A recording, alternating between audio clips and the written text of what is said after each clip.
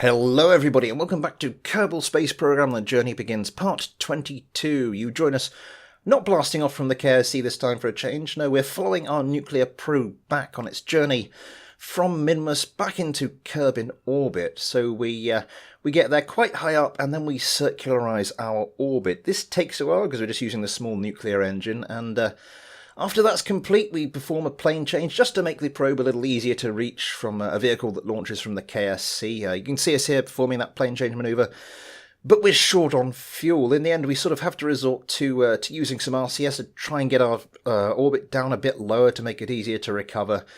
And in the end, we do manage to get it down to, I think it was about 828 kilometres, and then we just have to leave the probe there, waiting for a craft to come up and collect its science package. So here we are, blasting off from the KSC. You knew it wouldn't be long. This time we have Donfort and Gwenby Kerman, who are going to perform today's mission, and that is to go and collect the science package from that nuclear probe. I was a bit worried about fuel, but we're not taking up another science package, and that saves us a bit of weight. And with that weight, I managed to install an empty fuel tank in the shuttle's cargo bay. So we just siphon off some of the unused fuel from those boosters, which was otherwise just going to go to waste. Gives us a little bit of extra delta V, which comes in handy as it turns out. We plot our course to the probe, and before too long we are making our rendezvous. The probe really running on fumes by this point, so yeah, good that we managed to get this done. Anyway, we bring it in, we dock with the probe, we get its fuel tanks fueled up, we fuel it with liquid fuel for its nuclear engines, and then I nearly forget, but then I do remember to top up the monopropellant tanks, and well, at some point in the future I will sort of bring that probe in a little closer to Kerbin, but that's not particularly urgent. We've got other more pressing things to worry about, but anyway, our shuttle packs away its things and then begins making the first of the series of manoeuvres to take it back to the KSC. You see us here making our final deorbit burn, and before too long we are on our approach to the KSC, looking quite pretty at night when you get a bit closer with all the lights, and eventually we do make our landing safe and sound back home. But you didn't come here to see any of that. No, what you came for was this. Our Duna vehicle undocks from the Aristotle space station, and for the very first time it is flying free, flying under its own propulsion, complete for the very first time. So we get a decent separation between us and the space station, then it's time to get it pointing prograde, and this is a heavy little beast to turn. And then it's time to deploy the solar panels and the radiators so that we're all set, and all that remains is to christen it. I decided to call it the Ptolemy in the end, after another ancient astronomers. We're going to save the ancient astronomers for our space stations, but, well, we've only got one and it's unlikely to be joined by any others, so the Ptolemy it is. Anyway, we do a couple of manoeuvres. We just want to push the orbit up to about 500,000 metres. It just means our transfer burn will be a little less delta V in the transfer burn. Also gives us a little bit more room for error in that burn. So we park the Ptolemy here, and then there's just one more little errand we have to run. So, to that end, we are blasting off from the KSC one final time for this episode. All our 3 remaining available Kerbals are along for the ride this time, so that's Donfort in the command seat, and he is joined, of course, by Gwenby and Dottie, our 2 new recruits. They're sort of already right at home, and we're going to go up and refuel the Ptolemy, refuel our Duna vehicle, well, because that last manoeuvre we performed, it only really makes sense if you go up and top the fuel tanks back up afterwards, because, well, it costs more delta V than it saves. So we are going to go and do that. The fuel tank there, it's just the same fuel tank I used to refuel it in the last mission last time out, only I've sort of taken the service bay off. One thing you might have noticed during this is that none of the rocket sounds are present during the recordings I made of the gameplay, and that's because OBS decided it didn't want to record the sound, it just wanted to record the video for whatever reason. So that's missing. My apologies for that. I will try and get that fixed for next time. Well, at least it means you don't have to sit through those RCS SAS thrusts, which can be damn annoying. But I suppose that's the one positive. Anyway, we get the Ptolemy refueled, and we make our way back down into the atmosphere. Back down to a splash landing in Kerbin's oceans. And this can mean only one thing. We've done everything we need to do, which surely means that now it's time. That's right, we've set our course and we are just waiting for that burn time indicator to tick down so that we can fire up those main engines and begin our 10-minute long 900 odd meter per second transfer burn that will put us on an intercept course with Duna. After weeks and weeks of faffing about and building a completely unnecessarily complex craft for the journey, we are finally on our way. In case anybody's new to the game and they want to know sort of how you sort of do these transfer burns, I used Alex Moon's launch window planner.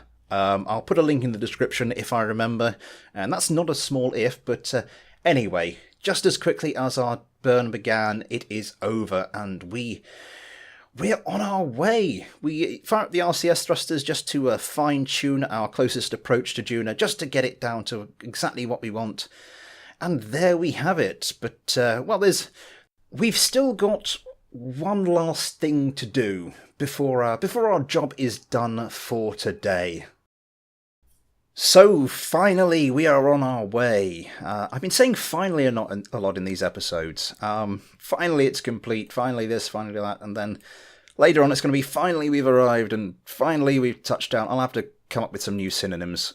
Anyway, we have left Kerbin's sphere of influence. You can see it there behind us. You can also see Minmus, which is right on the nearest point of its orbit at the moment, and the moon over there, which is nice. And because we've left Kerbin's sphere of influence, we now count as being in space high over Kerbal, our little sun over there. So we are technically in a new biome, and this allows us to do some science. So let us bring up the interface there. Lovely job.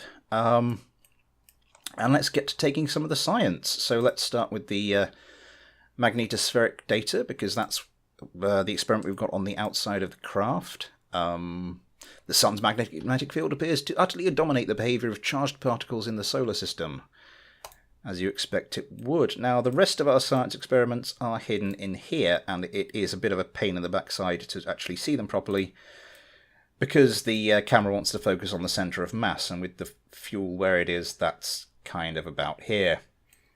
Right, I think we can probably do okay, though. Let's observe the materials bay. The high radiation environment caused a few of the samples to glow. It looks like it will be fun to paint the rocket with this. I'm sure it would. And we have a mystery goo container. Lovely. And round the other side, we've got another magnetometer, entirely for symmetry. No other functional reason. Or no functional reason, I should say.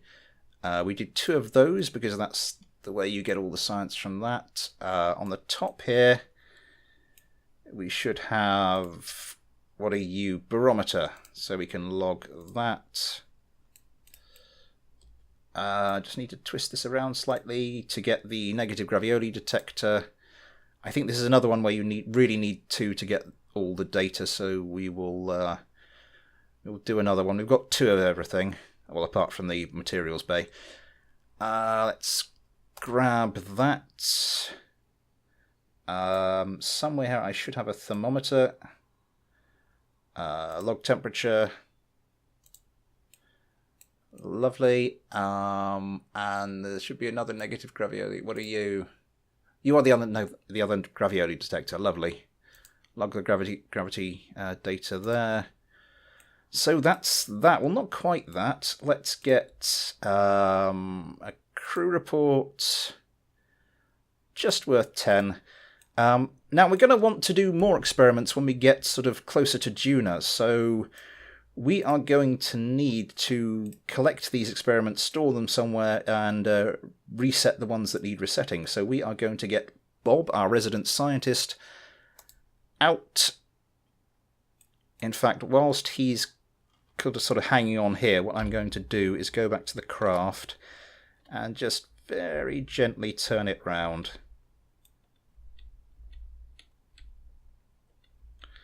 It rotates all right, but turning it in any other axis is an utter pain in the backside. It's so heavy.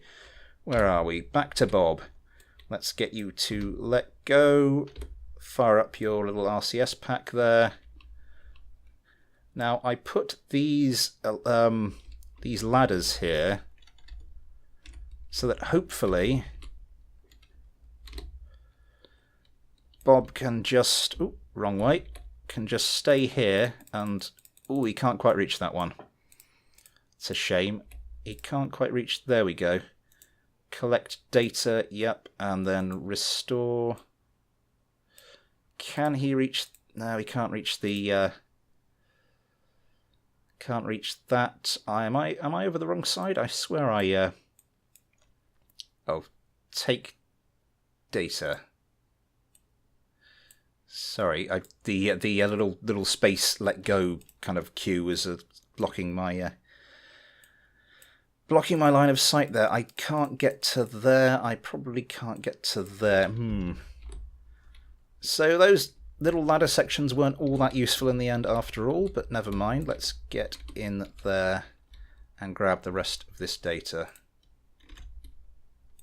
If I can see it. Take data. Lovely. Take data. And we're going to store what we've grabbed so far in there. Actually, while I'm here, I shall do an EVA report. And we will store you as well.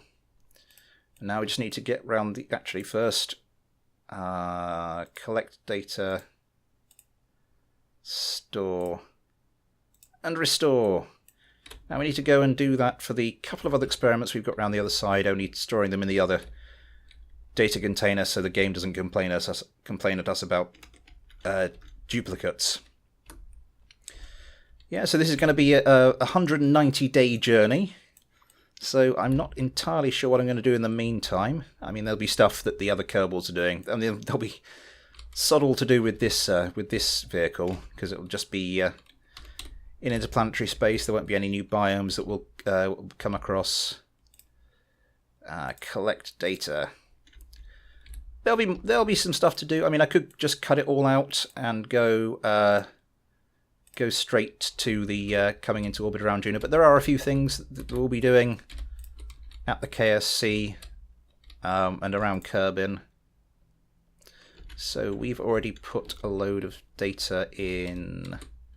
If I can get Bob under control. Let's just store those experiments. Lovely. Oh, can I manually close that? Oh, that's kind of cool. Anyway, yeah, we'll be doing a couple of things because, well, we'll be getting more science from the science lab on board the Aristotle. I need to go over here because we're getting back into the Hitchhiker habitation module. We'll be getting more data science from that. At some point we'll need to sort of refresh the data. We'll need to take some experiments up to it to keep that going. And I'd imagine we'll be developing new things as that rolls in.